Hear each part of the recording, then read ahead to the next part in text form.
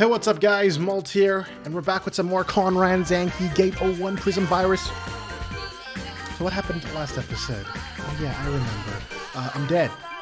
And now, I'm someone else.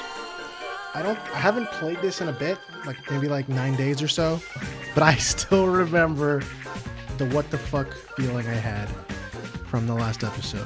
So, let's see what's going on here.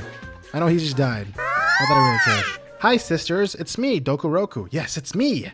So, following some unexpected events, today was supposed to be meant to be a special edition of Dokurock's Blood Radio. Today our radio station was supposed to host 2 guests, but at first sight only one of them seems to have shown up. Well, that's actually kinda odd. But anyway, let's focus on our... Oh, are you trying to tell me that I'm not dead? It's actually a bait? Huh. But anyway, let's focus on our only present guest, the traitor of the story, the source of an unforeseen twist and turn. I'm calling him Sasahara Mokichi. What? Stop with the traitor tag. It's all because of you and your lies, and you fully know that. But you're so entitled to and sly that you won't admit your faults and will just pass them on to me instead. Who asked for your constant whining? I ain't giving a single flying F for it. We had several questions to ask you, but considering the turn of events, we'd preferably ask you about Fujita Anju's whereabouts instead. Have you seen her? How would I know? I'm not here to babysit her. I'm not even meant to be here anyway.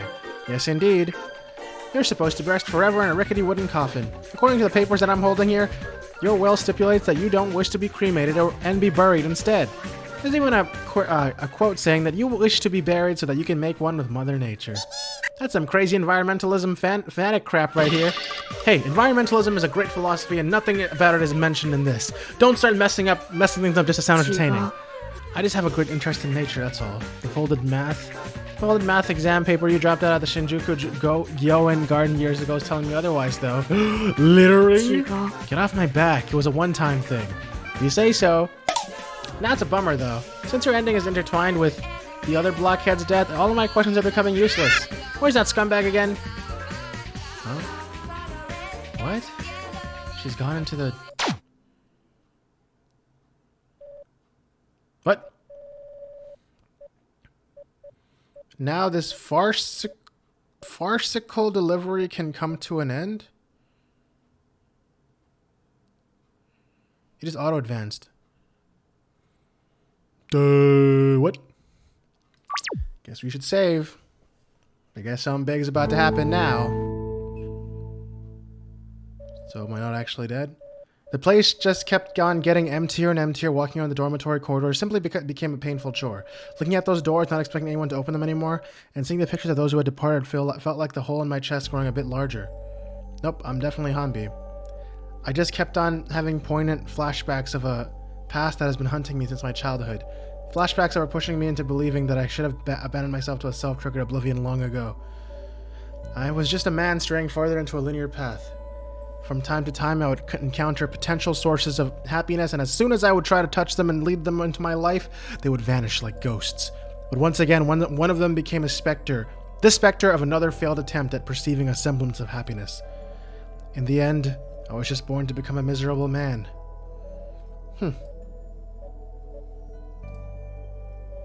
It's ironic how often I've been encountering death, and yet I'm still unable to figure out what to do in this kind of situation. My emotions just keep stacking up, but I seem to be unable to get them out.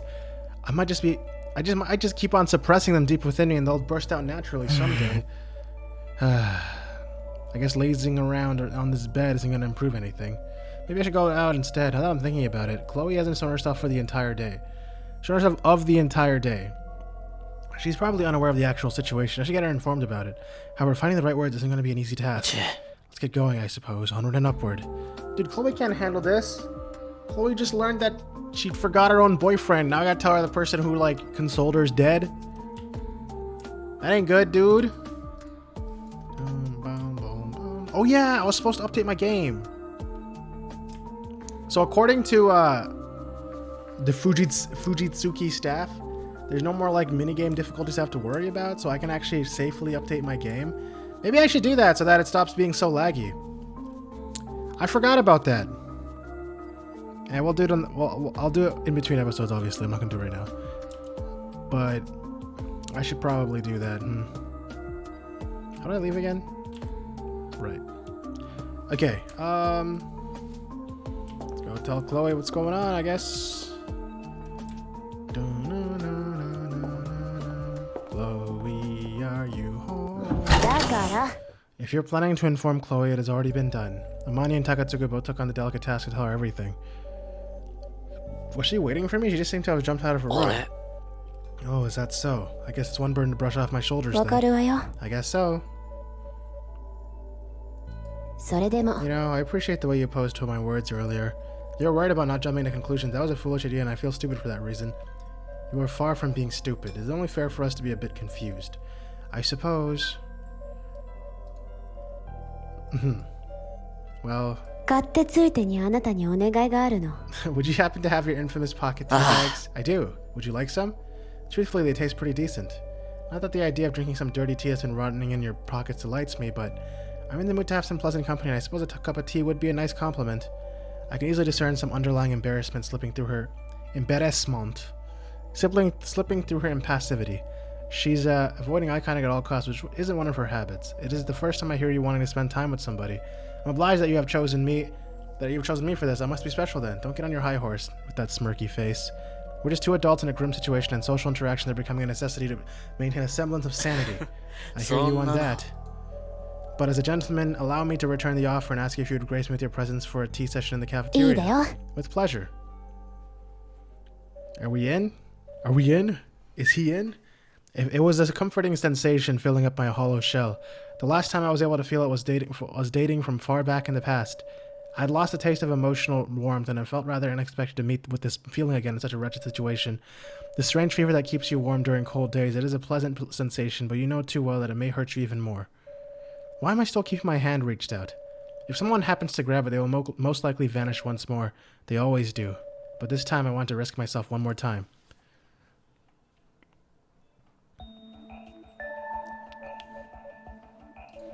I wouldn't say that Yuzuki is as graceful as Amane, but she's surprisingly supple in the way she sips her tea. What? How can you be supple in that? So, how does my infamous pocket tea taste? Perfectly foul. I believe I may have even found a small piece of paper in my cup. My apologies, I have the ill habit to stuff everything into my pockets. That's disgusting! I can see that. This place is oddly quite, and you're not very loquacious.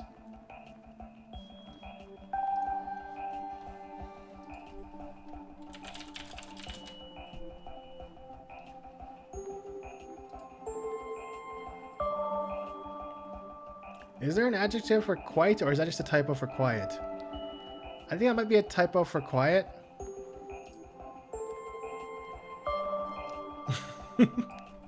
But loquacious. Loquacious. It's apparently pronounced loquacious. Tending to talk a great deal or talkative. This place is very quiet and you're very talkative. There we go, guys. For once I invite somebody to discuss with me. On the other hand, she's unusually talkative. Well, now I just say talkative. She's usually the one who opens silences and not the one who closes them. You should stop looking at me like as if you were analyzing my behavior. It's very unpleasant. I'm not. It's just that I'm listening to you, but my mind keeps getting drifted away. I can't keep it focused. Are you thinking about Fujita? Among other thoughts, there is Fujita, yes. I feel dirty for leaving her in the medical room like that, lifelessly resting on the Atamed bed. How come they totally changed how they're spelling Atamed now? Now it's Adam Med instead of ATO Med Bed like it said earlier in the game. I think that's pretty important inconsistency.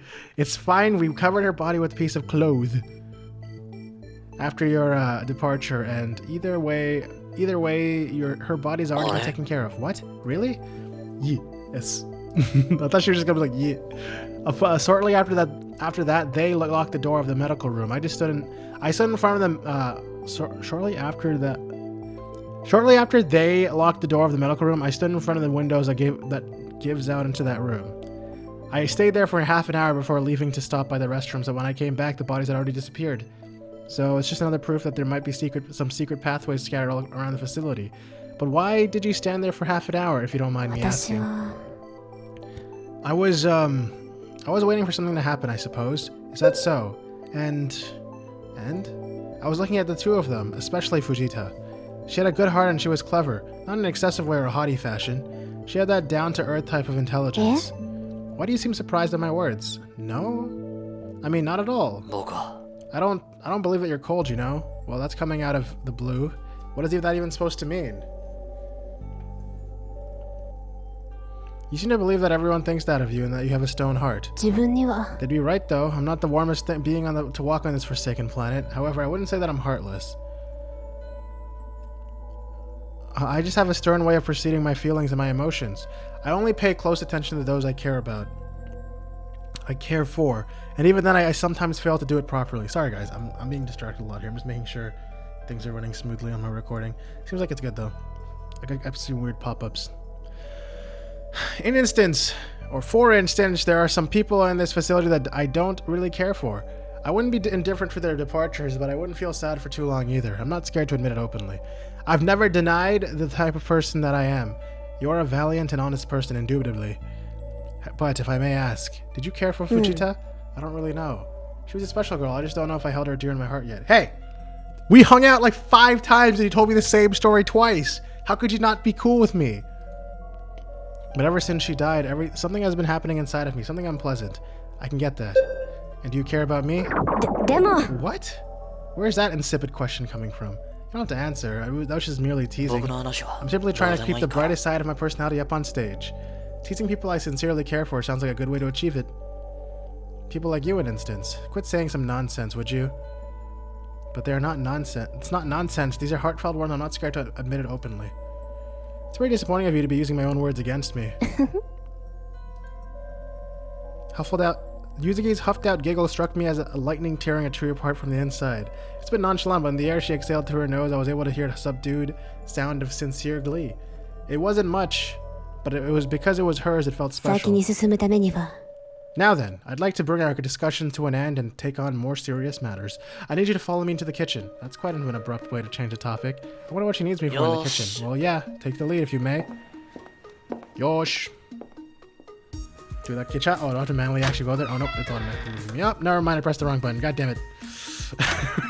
I'm such an asshole. Would you follow me to the kitchen, please? Sure. Walks backwards and leaves. Haha, got him. Alright, let's go to the kitchen. Well, now, I suppose I don't need to highlight the anomaly in this room, do I? Oh, shit, that door's open. Right? An anomaly? I'm convinced that you've been thinking about it, too. There's still one room we haven't been able to access yet. Wait. That's just the oh, shit, sorry. I meant this thing, the cold room. Oh, shit, I gotta do this thing.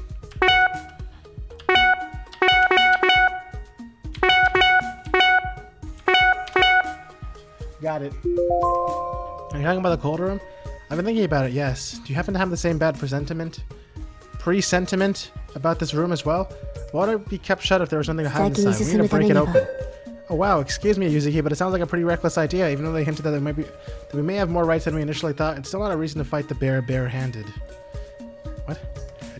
Like we agreed to in the past, we have to stick to a more cautious and artful approach. I know that I am the one who suggested this approach, but I cannot follow it anymore.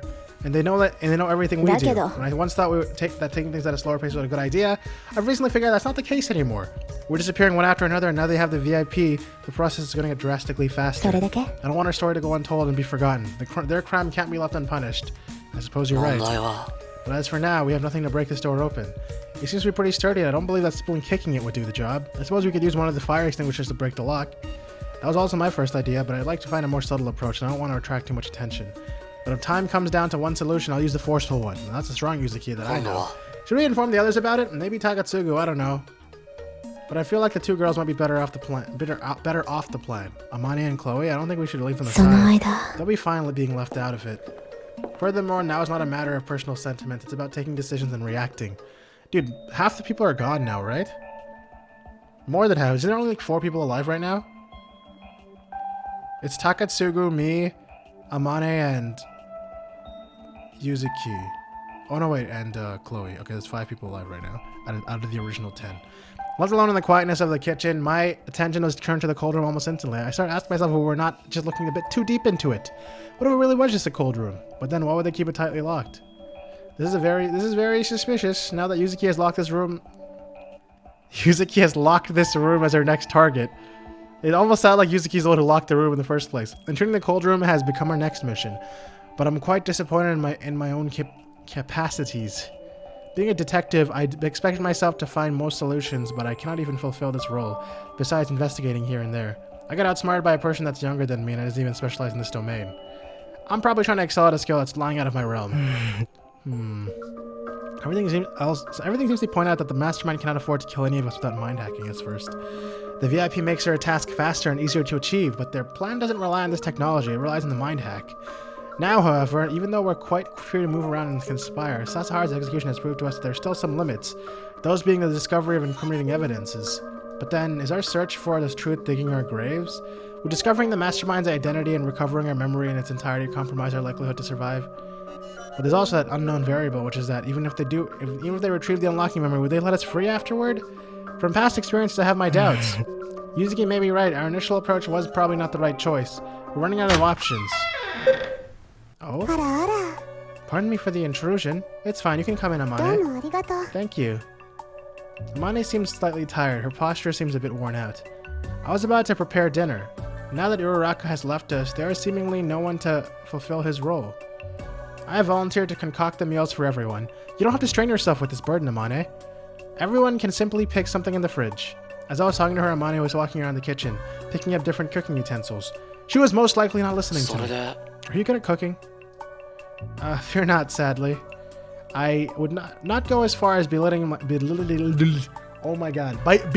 my skills, but I am definitely not a chief to praise. Just the fact that you want to take on this role already makes you a good chief? Okay. Is it supposed to be chief? Or chef? In this context, I don't know. It could be both, right? Thank you very much. Maybe I should provide Amane with some assistance. I know too well how many other more important matters are to treat, but I feel a bit dispirited. Furthermore, I cannot allow myself to leave such a big responsibility on her shoulders. Do you mind that I help you, Amane? No, not at all. I would love to work with you. It reminds me of the first day we spent in the facility when Uraraka, Fujita, and I oh god, they're all dead now, prepared our very first meal together. This sounds like a rather grateful memory. Oh well, not to me. I have chosen to keep it as a positive memory instead. What a waste it would be otherwise. I find it too toxic to keep things in a disheartening mindset. I prefer to see the good side of them and to keep them that way. Is that so? Her voice seems to fluctuate between a feeling of joviality and melancholy. She's stronger than I thought she would be. Besides, what shall we cook for this evening, Chief Amane? Okay, I'm pretty sure it's chef. I'm pretty sure we're going for chef, unless she's the fucking leader of a tribe. Is Amane the leader of the chief of a tribe of some sort? How about something unhealthy? I'm craving some greasy food. I'm tired of eating clean. Now is the time to make new decisions and discover new territories. That's not the theme I was expecting for our menu, but how about cooking some burgers then? I'd be down for one. Last time I ate a burger was when my coworkers and I celebrated for solving an intricate murder case. Well, now that I hear myself saying this, it sounds oddly twisted to celebrate this sort of event. Oh my. You must have so many dark stories to share. I would love to spend an evening listening to all the murder cases you had to cover. Just some rather unusual requests. I'd rather not, truthfully. I don't know what could be so interesting about them. They just disclose a darkness that's looming over our world. Seeing people from the same species with the same ancestors killing each other over insignificant motives. There is no story that deserves to be left untold. Even the grislier ones deserve to be told. After all, there's no darkness without light, no black without white, no up without down. And in between the... What is that? I think I've seen this before. And in between those two opposing extremities, there is a whole spectrum that deserves to exist. Life sounds boring when you entirely dwell on the light. Venturing into the darkness can be very exciting. Furthermore, without mistakes, there is no base for you to improve from. You seem to be treating several matters at once. That's a bit confusing. Are you making a metaphor about perceiving the existence of something once you encounter its opposite? Or are you referring to mankind's nature? Did I sound silly? I just thought that I could give a bit of philosophy in my speech. And she's pissed because her ghost face is back. What I was intending to say was that it is not completely weird to be interested in dark stories. They can be surprisingly absorbing. That's not what I was implying. I was just a bit confused. There's no need to apologize. I'm a bit maladroit.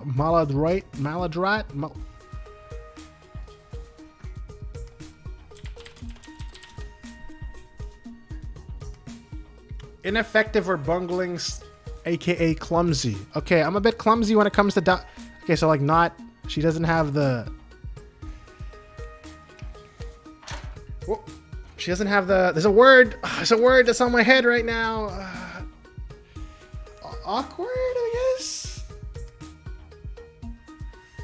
She's a bit awkward, I guess makes the most sense when it comes to talking about deeper matters, but shall we forget about this clumsy conversation? Oh, now she says clumsy, okay.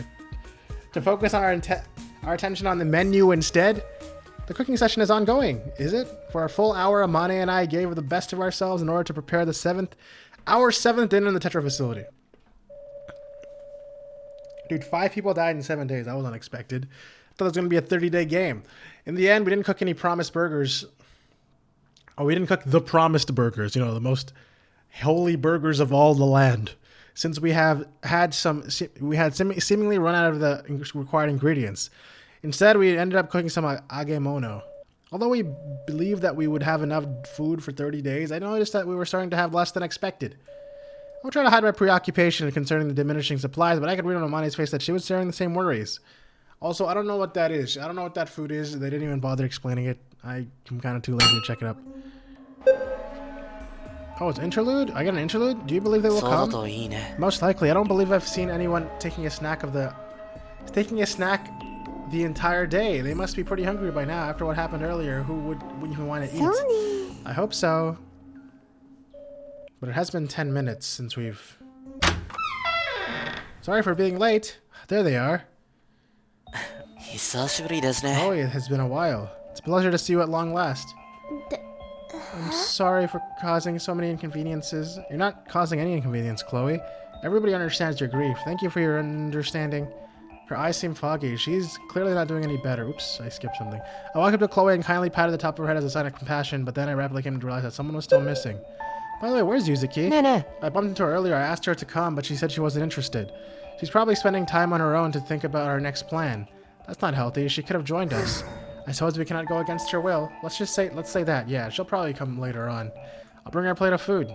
In the worst case scenario, as the number of people is decreasing, I feel more comfortable having everyone gathered up. But knowing Yuzuki, I guess I'll have to be happy with the current situation. I'm sure that talking with these 3 fellows will ease off his feeling. Okay, so it's not actually an interlude, but I do get to talk to everybody, so let's do that.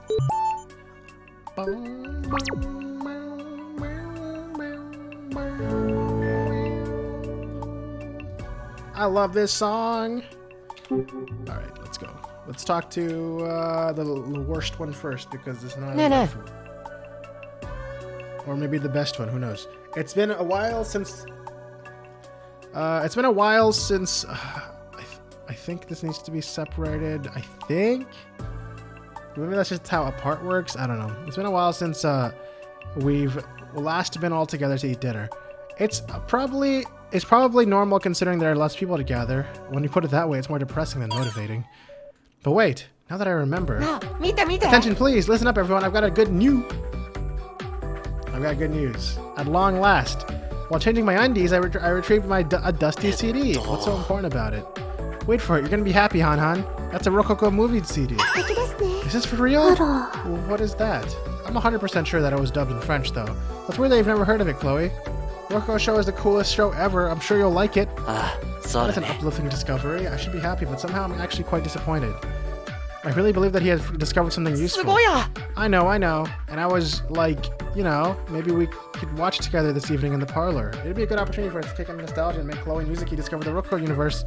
I'm gonna go fetch it. What an enticing idea, I suppose, yes. What about this dinner? We've spent quite some time preparing it.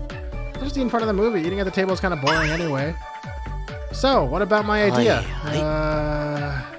Well, then I bow to the greater will of the people. Since everybody seems to like your idea, then we shall treat ourselves to a movie dinner. I haven't had one in a long time after all. Yeah! I'm gonna go now and prepare everything. Meanwhile, you go pick up Yuzuki and Hanbi and bring the food. And what about me? You pamper the sofa cushions, lay the wool plate, and keep being moe. Moe? So, are we good to go? Good to go. Just a moment, please. Amane, would you agree to let me take on the task of asking Yuzuki to join us? Sure, I'll undertake your duty of bringing the food then. I did not mean to ask you to swap tasks. I'll just do the both of the...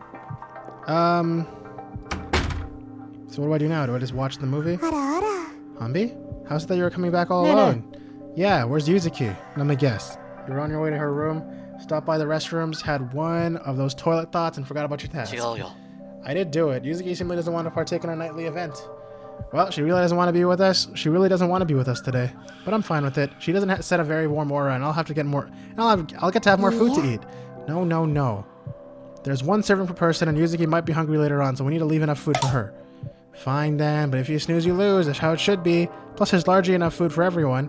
One serving. Fine, Mom. Anyway, everything's set for our movie dinner. I got a delay because for some reason the TV couldn't play the movie's file format, so I had to extract it from my computer. You able to do that in such a short amount of time? I just had enough time to talk to Yuzuki very briefly. Well, duh. I'm just so good at maneuvering a computer. When typing so fast that your mind could hardly figure out my stealthy moves. I guess you could even call me Shining Fingers. Oh wait, I think that title's already taken though. Well, yes, right. How about we finally start the movie though? What's that attitude all of a sudden? You're not usually grumpy like that. Something wrong? You seem rather unhappy, Hanbi. Do I really? Yeah, two people are dead. Half of us are dead. Okay, I think Hanbi has a good reason. What a lack of manners to exteriorize my frustration on you like that. I cannot help but feel tortured by all those thoughts about... After abruptly cutting me in my words, pushed me to the opposite side of the room, and to tell me something he seemingly didn't want anyone else to hear about. Listen, you're worried, and I know, and we all are, but for now, can you just not mention any of it? Yes, right, so I should apologize. I wasn't intending to ruin the mood. It's not really about you, but Amane has started behaving a bit differently, and Chloe's really not doing that well, so... Once again, I completely agree. I'll do my best to put all the strains aside so we can spend a pleasurable evening together. When you go across the outskirt of Takatsuku's personality, traveling through his bubbly childishness, you end up with a surprising maturity for a boy of his age. I cannot explain why, but somehow I feel proud of him. If everything's okay, then this guy's cool. Everyone, let's give a jolly ole to the movie. Is everyone ready for the adventure of Rokuko and his buddies? In their fight against the cosmic baddies? I'm ready. I'm ready too. I'm fully ready. Then let's go. Let's get it rolling. Peaceably unfolding and enveloping our minds in a long-lost serenity, our 7th evening in the Tetra facility came as a serendipitous moment in a pure relief. Even if I was unable to see it, I imagined the blazing sun of slowly setting down on the horizon, painting the sky in a vivid burst of fiery colors. Oh shit, we actually had to see it? As the movie was playing on TV, I started assimilating the present moment with recently born memories. I came to acknowledge our faculty to create delightful moments of fellowship and mutual support, even in the worst times. I still remember the pool party in every detail, the warmth, the relieving effervescence, seeing a bunch of newly acquainted strangers treating each other as longtime friends. The garden picnic sat together in a circle on a verdoyant grass. I know verdant. Is verdoyant also a word that's similar? Delecting a rich meal, playing games of all sorts, and finally the movie dinner, a comforting break. We're literally doing that right now. Which our heartbeats slowed down, our mind spaced down, our brains took a breathe from their grueling activity. I think it's breath. I can still feel Chloe's head resting on my laps. How many fucking laps do you have? And why is Chloe able to lie on all of them? Amane and Takatsugu leaning against each other, and their presence fading into the placidity of the moment. And myself, slowly drifting into a state of pure repose. I cannot tell if that feeling of quietude is rooting from that moment of solace, or if it was coming from an ever-growing resilience that we had accepted unknowingly. But either way, it felt good. It felt like momentarily we were wrapped in a protective bubble that was preventing any outside threat from reaching us. Maybe this fallacious feeling of safety and comfort was created by the contrast of the situation. But if there was something good to take out of it, I made sure to take it. Everyone just passed the fuck out. Dude, how did Chloe just get so intertwined with everybody there? She's just in the middle of everything.